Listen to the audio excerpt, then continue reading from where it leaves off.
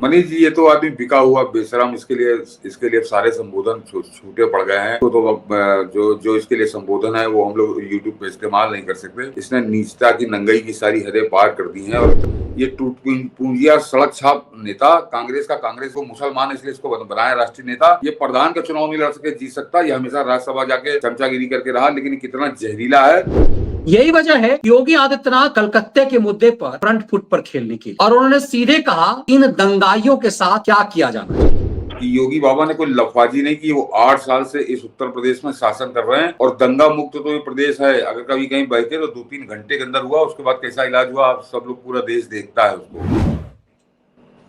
Sir नमस्कार। नमस्कार मनीष जी, दर्शकों को भी नमस्कार। सर मुर्शिदाबाद जल रहा है। अब ये वो दौर नहीं, 80s का दौर की तस्वीरें नहीं है। सिख दंगे के बहुत सारे सिर्फ फ्रेम है, वीडियोस नहीं है, पुख्ता सबूत नहीं, जिसके कारण बहुत सारे लोग बच गए। आज के दौर में किसी टेलीविजन चैनल के कैमरे की जरूरत नहीं है, हर किसी के पास एंड्रॉइड फोन है, अच्छी क्वालिटी के फोन है। एक से एक वीडियो आ रहे हैं कैसे मुर्शिदाबाद में नरसंहार हुआ, संपत्ति लूटी गई। अब तो ये आ रहा है कि हिंदू कह रहे हैं कि उन्हें डराया गया कश्मीर के स्टाइल में कि गांव छोड़ दो वरना तुम्हारी बहू बेटी की इज्जत लूट लेंगे। इस स्तर तक का खेल हो रहा है। उसके बावजूद देश की सबसे बड़ी पार्टी, सबसे पुरानी पार्टी की प्रवक्ता प्रेस कॉन्फ्रेंस करके कहती है कि बंगाल के बारे में हमें कुछ नहीं पता, हम इस पर अभी कुछ नहीं बोलेंगे। इतने गंभीर मुद्दे पर देश की सबसे पुरानी पार्टी की प्रवक्ता को सुनिए।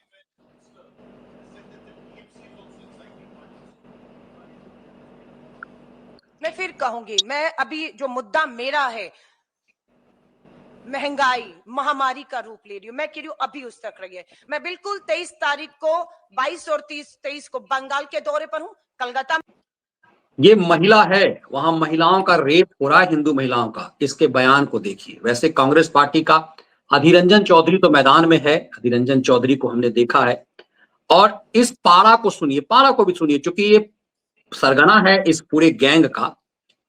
पूरा खैराती गैंग का आज की डेट में सबसे बड़ा सरगना है, तो इस सरगने को जरा सुनिए पहले। इसलिए वहां की हर घटना बीजेपी का राजनीतिक प्रोजेक्ट, बंगाल बीजेपी का राजनीतिक प्रोजेक्ट, बहुत बड़ा प्रोजेक्ट है, गोदी मीडिया और आईटी सेल का भी। इसलिए वहां की हर घटना के कवरेज का स्केल कुछ और हो जाता है। ऐसा माहौल बना दिया जाएगा कि आप चारों तरफ बंगाल बंगाल ही सुनेंगे। इसलिए थोड़ा सतर्क रहिए, सावधानी बरतिए और 1-2 दिन रुक जाने में कोई खराबी नहीं, क्योंकि ज्यादातर जानकारियां तो गोदी मीडिया के प्लेटफॉर्म से ही आ रही होती है। इसकी विश्वसनीयता इतनी खराब है कि सांप्रदायिक हिंसा के समय थोड़ा रुकना पड़ता है। वैसे हर समय ही रुकना। मनीष जी, ये तो आदमी बिका हुआ बेशरम, इसके लिए सारे संबोधन छूटे पड़ गए हैं। इसको तो अब जो इसके लिए संबोधन है वो हम लोग यूट्यूब पे इस्तेमाल नहीं कर सकते। इसने नीचता की, नंगाई की सारी हदें पार कर दी हैं। और एक तरह से ये पाकिस्तान में जो मुसलमान रहते हैं उनसे ज्यादा बदतर हो चुका है, उनसे ज्यादा कट्टर हो चुका है, उनसे ज्यादा हिंदू विरोधी हो चुका है, उनसे ज्यादा भारत विरोधी हो चुका है। तो ये कुछ भी बक सकता है इसके अंदर। इससे यही उम्मीद थी, ये यही बातें करेगा कि बता रहा है कि ये गोदी मीडिया का है। मनीष जी, मेरी हिम्मत नहीं हुई कि मैं उसको ट्विटर पे या फेसबुक पे डाल सकूं। मेरे पास वो वीडियो है कि वो जो मुर्शिदाबाद में वो जो बाप बेटे जिनका कत्ल किया गया, जो मूर्तिकार थे, उनकी मैं देख के मैं कांप गया। मतलब देख नहीं पाया पूरा वीडियो। जिस तरह से उनकी लाश को छत विच्छत किया है, यानी मारा नहीं, केवल मारने के बाद उनकी आंखें निकाल ली हैं, उनकी जबान काट ली, जैसे आप छावा वाली बात करते हैं, वो हालत उन्होंने उस लाश की करी है।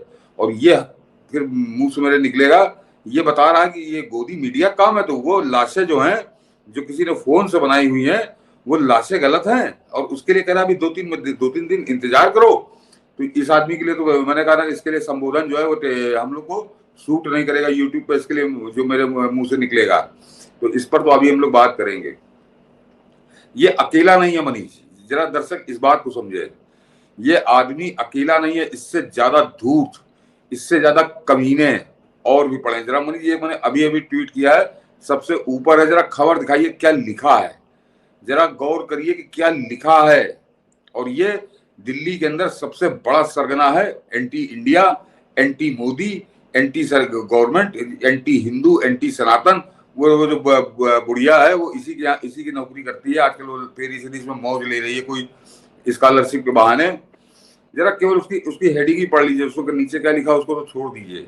और मैंने हिंदी अंग्रेजी दोनों में ट्रांसलेट करके लगाया है। हाँ, पहले मनीष जी जरा दिखाइए, देखिए क्या लिख रहा है। हेडिंग, बस हेडिंग ही इसकी है कि memories of 1946 great Calcutta killings. जरा शब्द गौर करिए, memories of 1946 great Calcutta killings can help us understand violence in today's Bengal.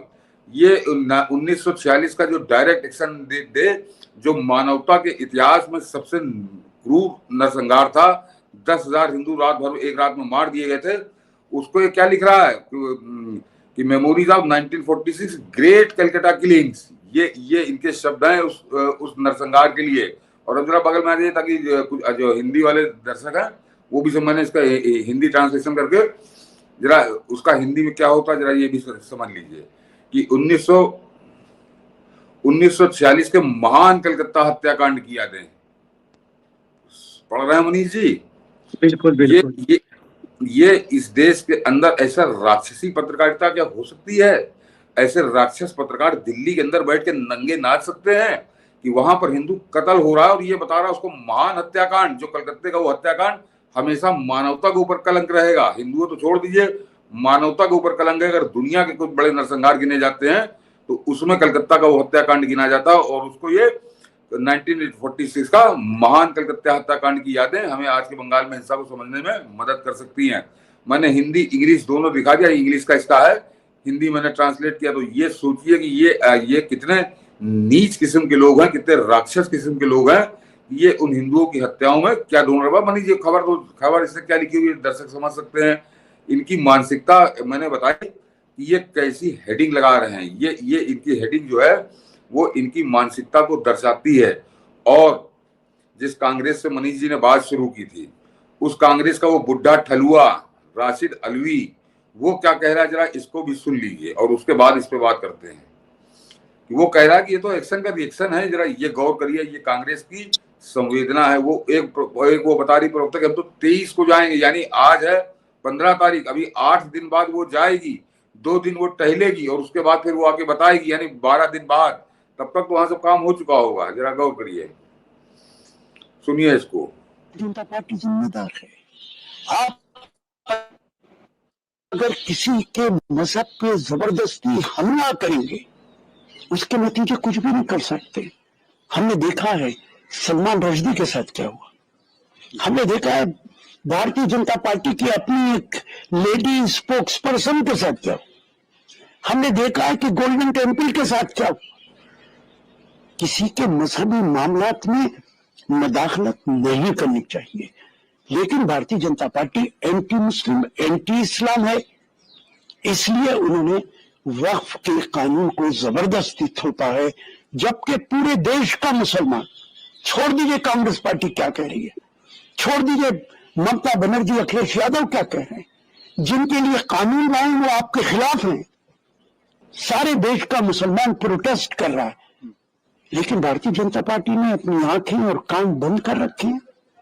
एक तरफ नारा देते हो सबका साथ सबका विश्वास, क्या ये सबका विश्वास जीतने का तरीका है? कि एक्शन का रिएक्शन होता है। मुर्शिदाबाद के अंदर भी एक रिएक्शन है और इसके लिए भारतीय जनता पार्टी जिम्मेदार है। आप अगर किसी के मजहब पे जबरदस्ती हमला करेंगे उसके नतीजे कुछ भी नहीं कर सकते। हमने देखा है सलमान रश्दी के साथ क्या हुआ। हमने देखा है भारतीय जनता पार्टी की अपनी एक लेडी,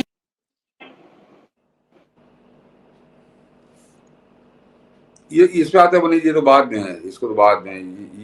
ये आपने सुना, ये टूट पूंजिया सड़क छाप नेता कांग्रेस का, कांग्रेस इसको मुसलमान इसलिए इसको बनाया राष्ट्रीय नेता। ये प्रधान का चुनाव नहीं लड़ सके, जीत सकता। ये हमेशा राज्यसभा जाके चमचागिरी करके रहा, लेकिन कितना जहरीला है। और दर्शकों को जरा याद दिला दूं मनीष जी, ये इसका पहला कुकर्म नहीं है। जिस समय 2014 में प्रधानमंत्री मोदी प्रधानमंत्री बने थे और स्मृति ईरानी को उन्होंने मंत्री बनाया था, तो इसने आज तक के कार्यक्रम में बड़ा अश्लील आरोप लगाया था प्रधानमंत्री मोदी के ऊपर, और उसके ऊपर स्मृति ईरानी ने जमकर इसको जुटियाया था, पब्लिक के सामने जुटियाया था, और ये नंगा हो गया था, इसको माफी मांगनी पड़ी थी। ये गलत बोल रहा था, लेकिन इस आदमी के अंदर जहर भरा है, तो इसने तब वो कुकर्म किया था और आज, लेकिन इसको जरा इसी की भाषा में जवाब देता हूँ। राशिद अल्वी ने कुछ गलत थोड़ी कहा मनीष जी, ये एक्शन का रिएक्शन तो राहुल गांधी के बाप ने शुरू किया था इस देश के अंदर, जब उन्होंने 3 दिन के अंदर दिल्ली के अंदर 3000 सिखों को कांग्रेसी नेताओं ने मौत के घाट उतार दिया था। देश के अंदर 10,000 सिखों को मौत के घाट उतार दिया था, और राहुल गांधी के बाप ने कहा था कि पेड़ हिलता है तो धरती है, पेड़ गिरता है तो धरती हिलती है। तो ये एक्शन का रिएक्शन, ये बीमारी कांग्रेस की 40 साल पुरानी है। ये जब कत्लेआम करते हैं, जब ये नरसंहार करते हैं, लोगों को मौत के घाट उतारते हैं, तो ये अपना बताते हैं कि एक्शन का रिएक्शन।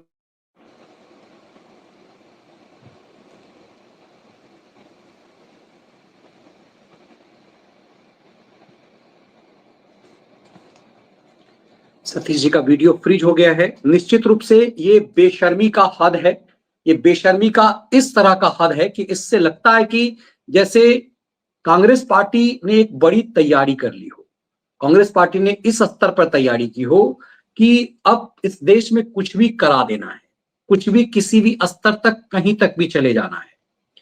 और इसीलिए ये एक पैगाम दिया गया है कि ये एक्शन का रिएक्शन है। और खुल करके जब ये फर्जीवाड़ा एक दौर में किया था सुधीर चौधरी ने, तो पूरे देश में इस बात को लेकर उत्पात मचाने की कोशिश की गई थी, इस बात को लेकर पूरे देश में षड्यंत्र करने की कोशिश की थी, और ये कहने की कोशिश की, ये करने की कोशिश की कि कैसे नरेंद्र मोदी ने ये बात कही। आज ये कह रहे हैं कि सिर्फ बंगाल है, अभी पूरा देश जल रहा है। कई सारे मौलानाओं का ये के बयान आ रहे हैं कि पूरे देश को हम जला देंगे। लेकिन असली मुद्दा ये है कि क्या इस तरह की हरकतें कांग्रेस पार्टी करेगी? ये सब खेल कांग्रेस कर रही है। और अक्सर मेरा व्यक्तिगत ये मानना हमेशा रहा है कि कोई भी पॉलिटिकल पार्टी कुछ भी ऐसा काम कतई नहीं करती जो उसके वोट बैंक को प्रभावित करने वाला हो। तो क्या कांग्रेस पार्टी इस बात को बेहतरीन तरीके से जानती है कि उसका वोट बैंक कैसे उसे हिंदू वोट से कहीं मतलब नहीं है? क्या सिर्फ बंगाल में मतलब नहीं है, या उसे पूरे देश में इस बात को लेकर के कोई मतलब नहीं है? ये खेल सचमुच बहुत खतरनाक है, और ऐसा लगता है कि इसी को जवाब देने के लिए फ्रंट फुट पर योगी आदित्यनाथ आए।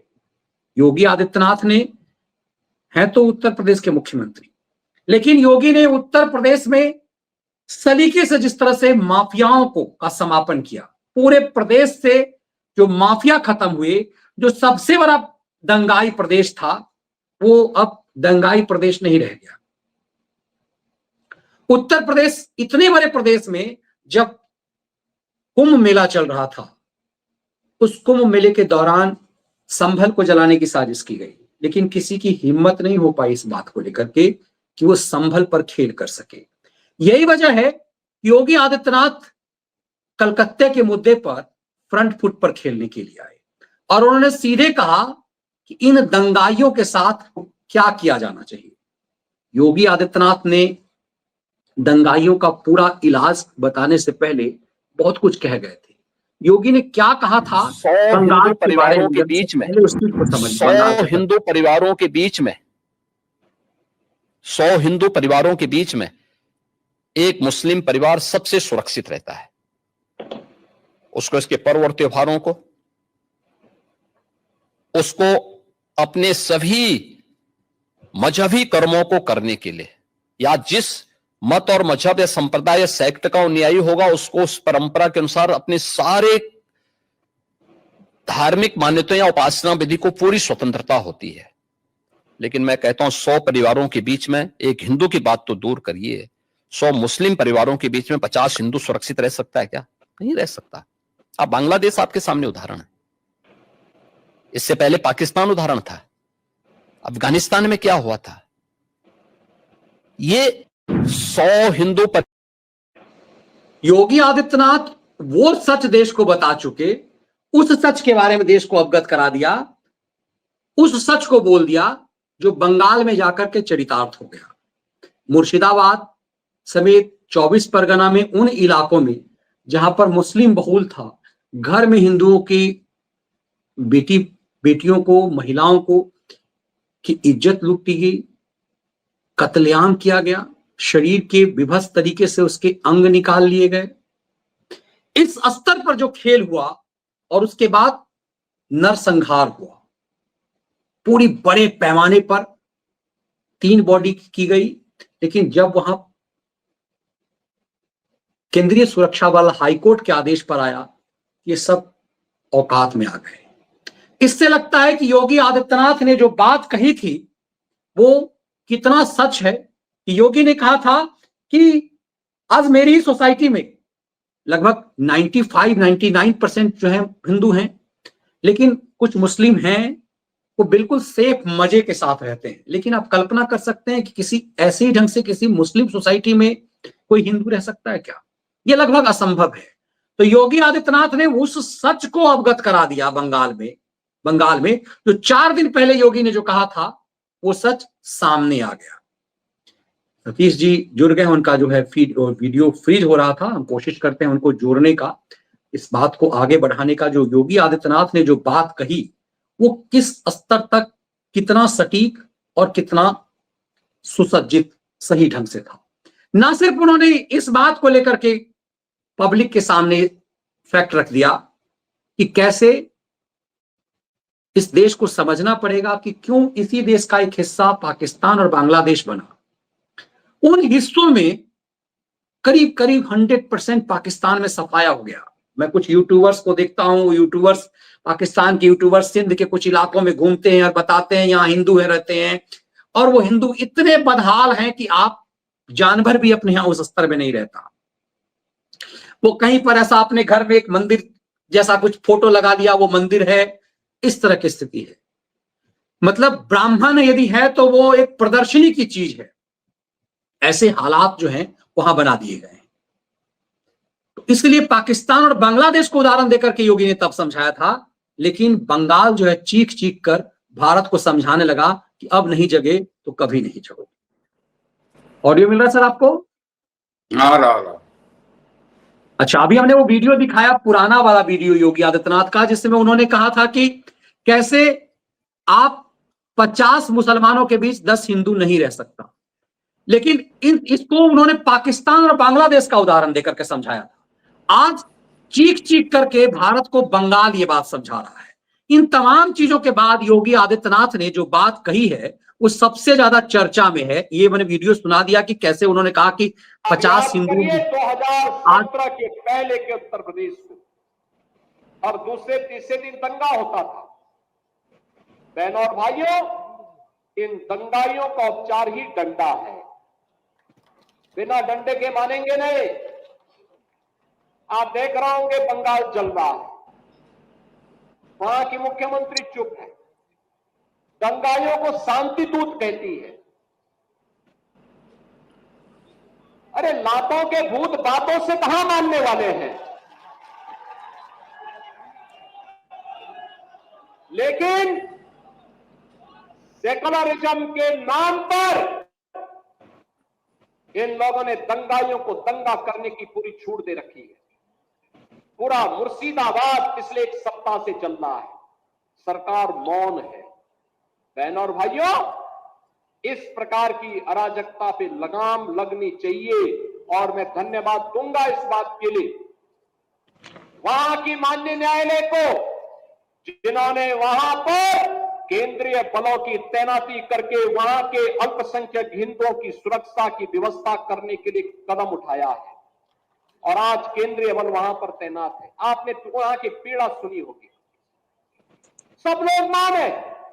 कांग्रेस मौन है मुर्शिदाबाद के दंगों पर, कांग्रेस मौन है, समाजवादी पार्टी मौन है, टीएमसी मौन है।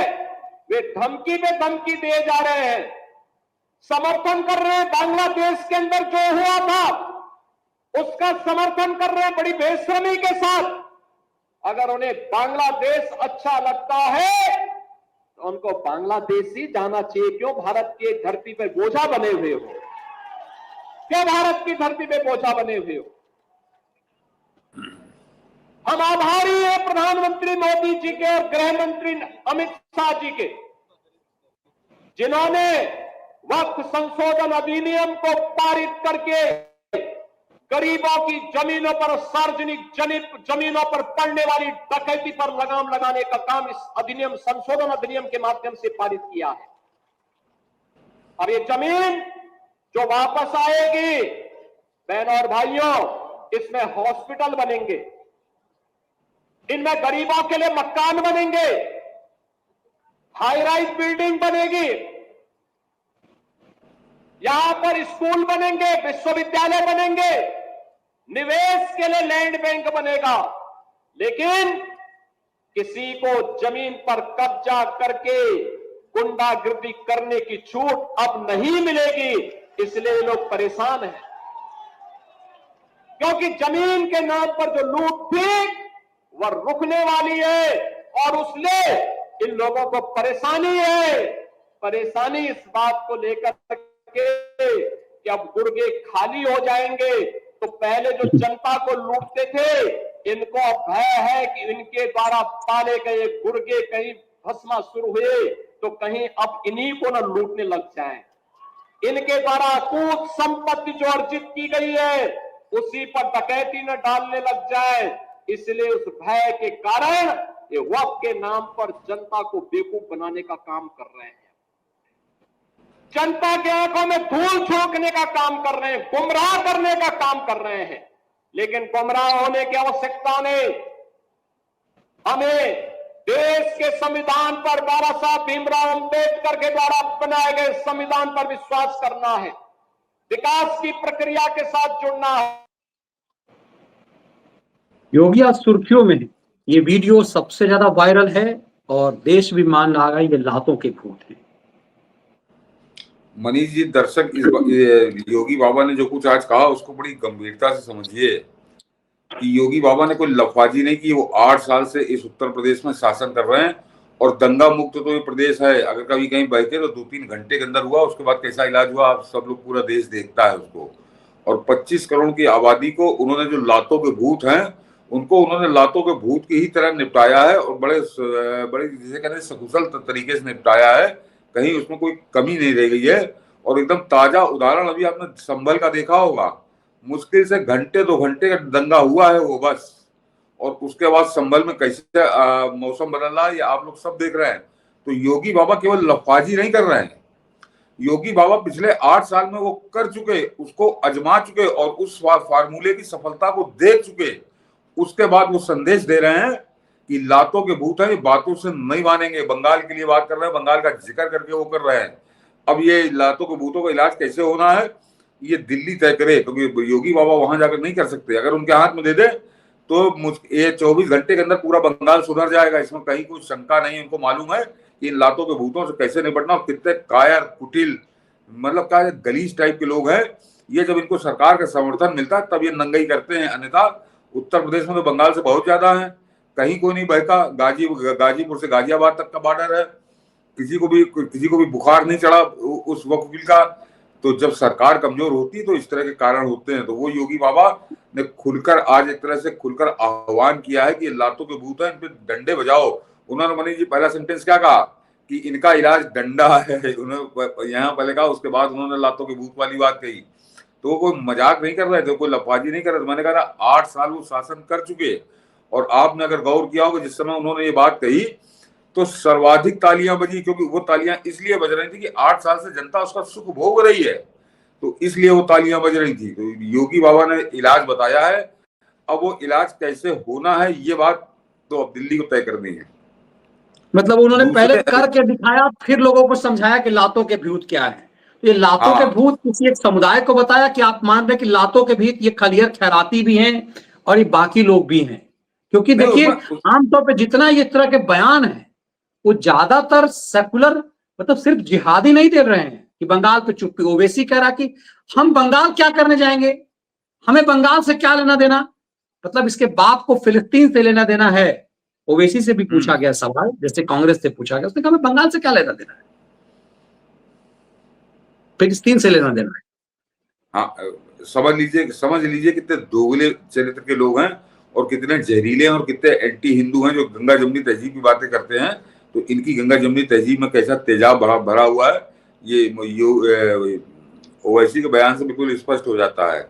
लेकिन मनीष जी, वो जो वक्फ बिल वाली बात है, तो वक्फ बिल वाली बात पर अभी काबू में नहीं आ रहे और कांग्रेस ज्यादा बेलगाम हो रही है। और ये बात हम लोगों ने परसों नरसों कही थी मनीष जी, वो बात अब धरती पर उतरती दिख रही है कि ममता बनर्जी जो पूरा इंडी गैंग है ऑल ओवर इंडिया, उसको वो संदेश दे रही है और वो उसका ममता इफेक्ट उन लोगों पर नजर आ रहा है कि जब एक कानून यहाँ बन गया उसके बाद तमिलनाडु में 150 हिंदुओं का गांव और उस पर कब्जे की नोटिस भेज दी गई। और उसका जो अगुआ है वो कांग्रेस का विधायक है, हसन मौलाना नाम है उसका।